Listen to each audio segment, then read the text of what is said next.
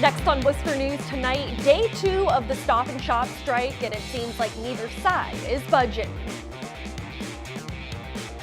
Plus, dozens come out to remember the life of a Worcester bishop and share their stories of his memory. Good evening and thanks for joining us. I'm Olivia Lemon. Thousands of Stop and Shop employees remain on the picket lines tonight. It's day 2 of a strike affecting stores across 3 states. And in central Massachusetts, workers say they're not backing down. Our Rosalind Flaherty joins us now with the latest. Rosalind? Olivia, Stop and Shop says their offer is the best of any kind in the country, but as you can see behind me, workers don't agree.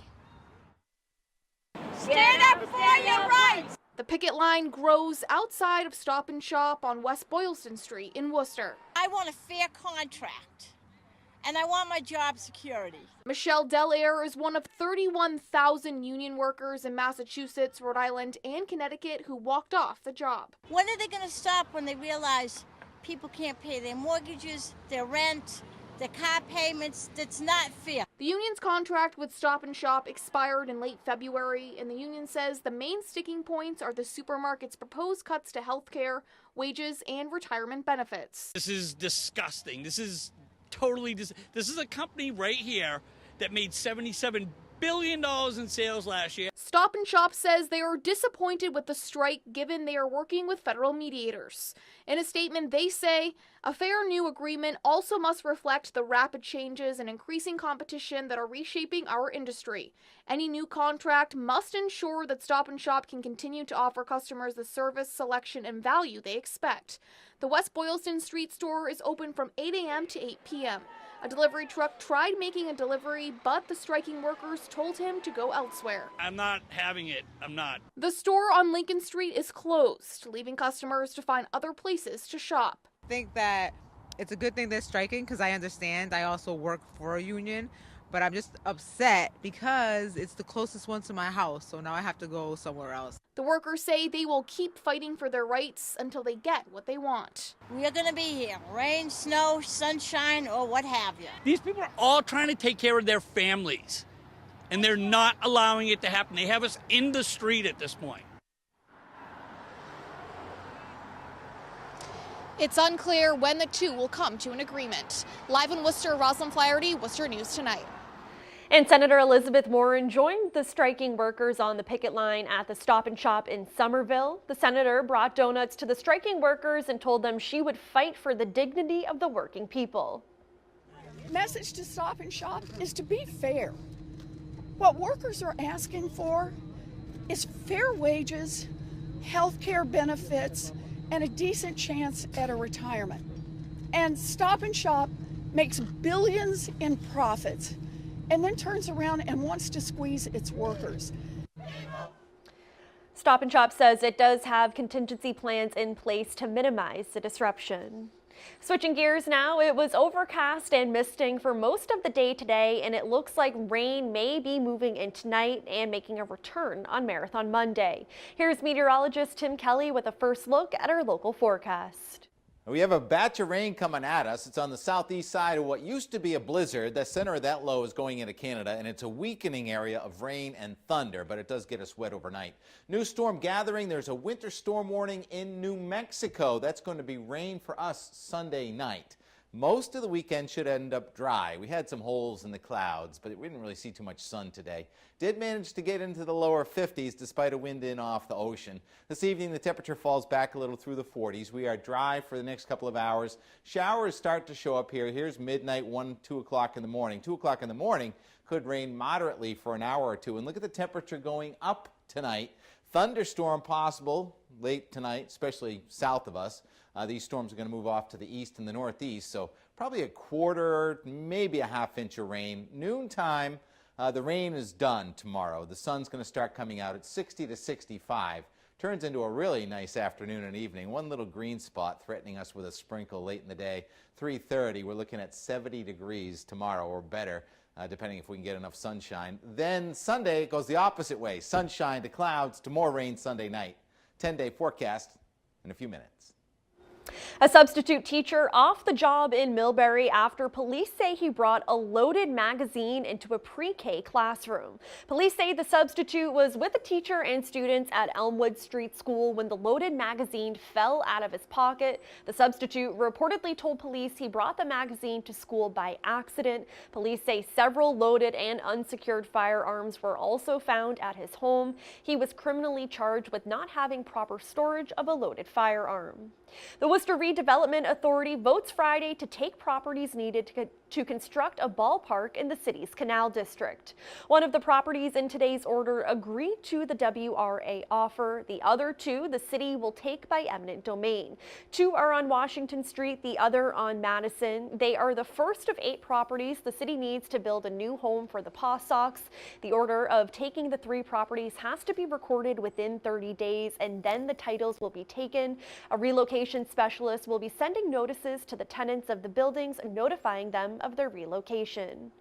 The plans for Polar Park are changing a little. The development around the ballpark won't look exactly like the original proposal.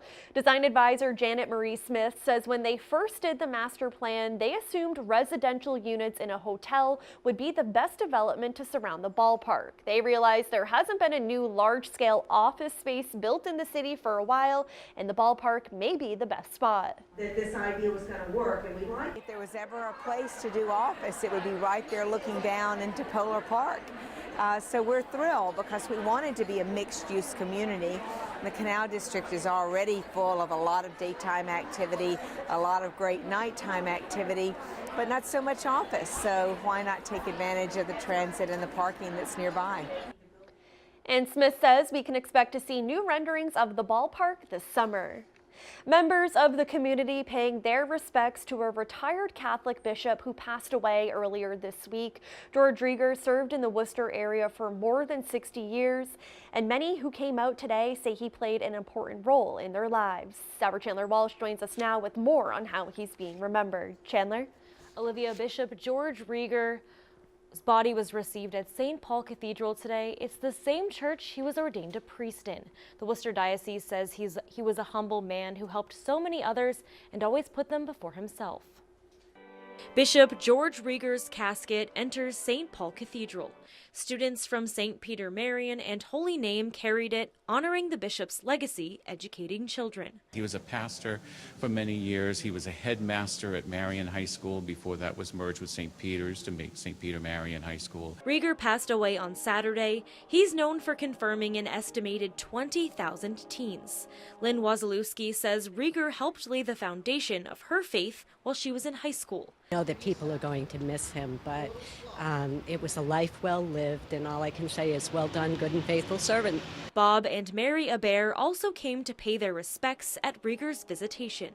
Their relationship with the bishop is a long one. We have been close friends of the bishop for many years, since the time we were teenagers. The Abers say they visited Bishop Rieger at least once a month until the very end. He married them and baptized, confirmed, and married their 2 daughters. He was a very warm, loving, spiritual man, funny, laughing, full of energy, massive energy, and just a wonderful human being. That's what he did, Terry. Yes, He'd right. say, Hi, okay, pal, how you doing? How you doing? You know, and he was really just that type of person to everybody. It was really great. During Friday's service, Monsignor Stephen Pedoni gave a homily speaking of his friendship with Rieger. He says his death is a beginning and a passageway to God.